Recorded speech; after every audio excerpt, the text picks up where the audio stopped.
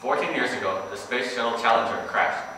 It was a shocking event, taking the lives of 7 brave astronauts. Former President Ronald Reagan gave a speech of mourning and remembrance of those 7.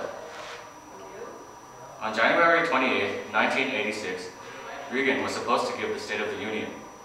Instead, he gave the Challenger Space Shuttle disaster address to the people of the U.S. with direct statements to the NASA workers and the families of the 7 dead astronauts.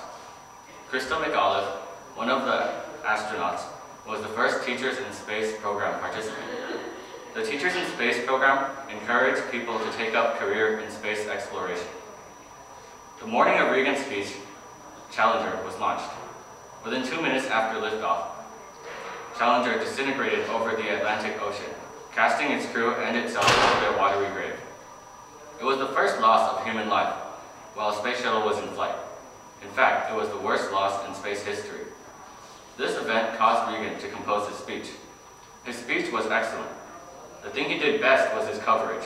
He covered many of the issues that arose when the shuttle crashed, such as the Teachers in Space program, the NASA workers, and most importantly, the families of the Challenger 7. Another thing he did well was remembering the astronauts. He used very fitting words and praised them thoroughly. He put them on a pedestal of honor, which any true hero rightfully deserves. Reagan wanted to express his appreciation for the Challenger crew, as well as the NASA workers, who, as he said in his speech, never failed to dazzle us. He wanted the Challenger crew to go down in history as heroes, and to do so, he told us to remember them as people who served their country with success.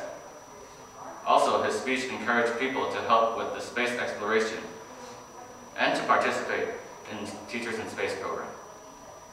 However, the main purpose of Reagan's speech was to express deep mourning for the Challenger space shuttle disaster.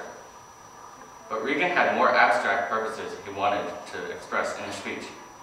He wanted us to keep going, no matter what hardships we may encounter, and to meet them with bravery. In addition, he wanted us to take chances, especially to expand the horizons of man. This applies to all roadblocks in life. Taking chances inevitably leads to those roadblocks.